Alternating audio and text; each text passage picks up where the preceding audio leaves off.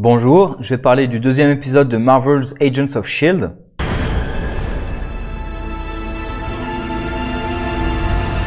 Alors je suis bien davantage convaincu par ce deuxième épisode que par le premier.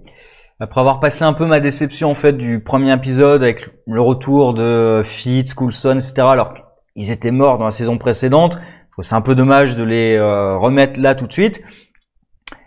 Là, dans cet épisode, je trouve qu'ils ont beaucoup mieux justifié la partie sur Terre en nous présentant davantage la problématique, même s'il y a encore du mystère. Hein. Moi, je voulais pas forcément avoir toutes les réponses tout de suite, mais au moins nous donner les enjeux. Quels sont les enjeux? Quelle est la problématique précise de ce qui se passe sur Terre? Dans l'espace, par contre, je suis toujours pas convaincu par ce qui se passe. Toujours pas. Alors, dans cet épisode, finalement, on s'intéresse à l'équipe qui apparemment est une équipe de voyageurs dimensionnels. C'est l'hypothèse qui me semblait la plus probable. Là, au moins, le S.H.I.E.L.D. a pensé à peut-être ce sont des robots. Est-ce que c'est des LMDs? Ce n'en sont pas, clairement, puisqu'ils ont de l'ADN. Est-ce que c'est des voyageurs d'autres dimensions? Je pense que c'est l'hypothèse la plus safe, puisqu'en plus, on voit qu'ils viennent d'un autre monde. Donc je pense que clairement ce sont les voyageurs dimensionnels, qui viennent pas forcément tous de la même dimension d'ailleurs, puisqu'en plus ils parlent de changer un des membres, donc ils ont dû prendre d'autres membres de l'équipe au fur et à mesure de leur voyage. Bref, on suit cette équipe sur Terre, ce qui nous permet d'ailleurs de développer un petit peu quelques personnages.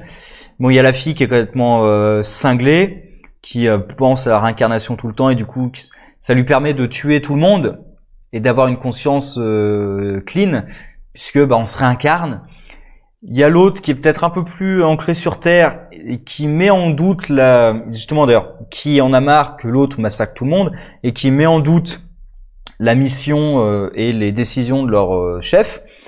Et la montagne de muscles la montagne de muscles, qui est le bras droit du chef, le chef qui est donc le double de Coulson, qui lui est le chef classique. Alors on voit qu'il est pas forcément fan de l'ultra-violence aussi. C'est aussi dit dans l'épisode. Enfin, c'est montré dans l'épisode d'ailleurs, quand ils vont cambrioler la bijouterie par exemple. Voilà, il est pas forcément fan du fait qu'elle bute tout le monde. Mais ça le dérange pas outre mesure non plus. Il y a May, avec évidemment sa réaction au fait d'avoir un double de Coulson face à elle. La colère en premier lieu évidemment parce qu'elle pense que c'est une parodie de Coulson alors qu'elle l'a vu mourir, qu'elle a connu ces derniers instants. Donc pour elle c'est une insulte en fait. Quand elle se rend compte que c'est pas un robot et que c'est peut-être un vrai Coulson, que peut-être il y a une chance que ce soit celle qu'elle a perdue. Voilà, elle sait pas trop comment réagir. Et dans l'espace, on s'intéresse exclusivement à Fitz. Un petit peu au robot qui le suit, mais il est vraiment secondaire, c'est vraiment l'assistant. Donc je vais parler d'abord de l'espace, c'est ce qui me convainc le moins. Pourquoi ça me convainc le moins? Parce que c'est bien fait. Par exemple, Fitz qui utilise la ruse pour vaincre le capitaine du vaisseau, c'est bien fait. Alors on s'y attend, quand Fitz entre dans le sas avec le reste de l'équipage, à ce moment-là je savais que en fait oui c'est le piège qui était en train de se refermer sur le capitaine. Quand en plus Fitz lui dit il n'est pas obligé qu'il y ait des morts ou quoi que ce soit. Oui, c'est le piège qui se referme contre le capitaine et c'est évident que tout ce qu'il disait c'était contre lui. Bref, mais sinon c'est bien fait, il utilise la ruse contre eux. Là où il me convainc pas du tout, c'est que en fait, à ce moment-là, Fitz devait être dans sa cryogénie. Et le but de Fitz c'est de retourner dans sa cryogénie pour faire ce qu'il a fait dans la saison 5. Du coup, tout ça, je vois pas trop l'intérêt en fait de tout ce qu'on nous raconte. Alors peut-être que si on nous dévoile la raison et surtout ceux qui en ont après Fitz, ceux qui ont détruit son vaisseau et pourquoi ils font ça, là peut-être que ça deviendra intéressant. Mais sinon, je vois pas trop l'intérêt de suivre tout ça vu que son but ultime, c'est de retourner en cryogénie pour faire ce qu'il a déjà fait dans la saison 5. Et donc tout ça pour moi ça fait un peu filler quoi. C'est ça, il se réveille de sa cryogénie pour vivre quelques aventures et finalement il va se retourner dans sa cryogénie. Ça fait un peu filler de il y a des trucs à raconter sur ce passage-là alors que non en fait. En fait, il devait rester en cryogénie tout le temps, il devait rien se passer de spécial avant le futur dans lequel il se réveille. C'est un peu ça le truc. Pour ça que je vois pas forcément l'intérêt de ce qu'il raconte. Après, les scénaristes à la fin sont méchants avec Gemma hein, quand même. Ils la font arriver, mais vraiment 1 seconde après le départ de Fitz. Vraiment, on le voit partir, elle arrive. Ils auraient pu faire une petite ellipse hein, pour montrer que... parce que là, c'est vraiment le sort et l'univers qu'il aime pas, Gemma. C'est vraiment ça, c'est Fitz part, elle arrive. C'est vraiment l'univers qui dit, qui la nargue. Hein. À 1 seconde près, tu l'aurais vu. C'est dommage. Hein. Bref.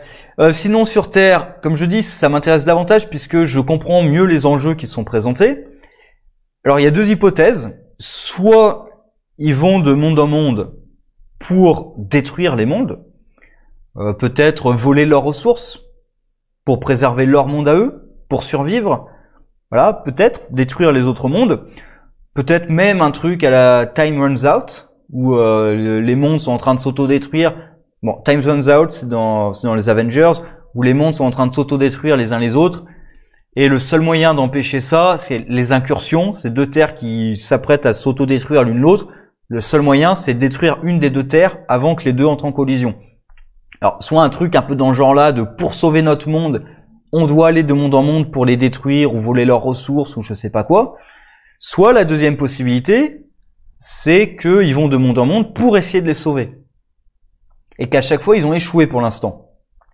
Dans les 2 possibilités se tiennent puisque leur personnage, déjà par exemple la fille, qui est clairement dingue hein, et qui pense à la réincarnation tout le temps, ça marcherait dans les 2 cas, puisque qu'elle soit responsable ou pas, le fait qu'elle ait assisté à des milliards de morts, le seul moyen de rester un peu sain d'esprit, c'est d'imaginer que, justement, pour elle, c'est d'imaginer qu'il y a une réincarnation. Et que finalement, tous ceux qui sont morts, ils vont avoir une vie beaucoup plus paisible finalement. Même si vie de papillon, c'est pas, réincarner en papillon, c'est pas forcément la vie la plus paisible, hein, tu peux te faire bouffer aussi. Et, tu meurs assez vite, hein. Les papillons ont pas une espérance de vie fabuleuse, donc finalement, se réincarner en papillon, c'est pas, bon.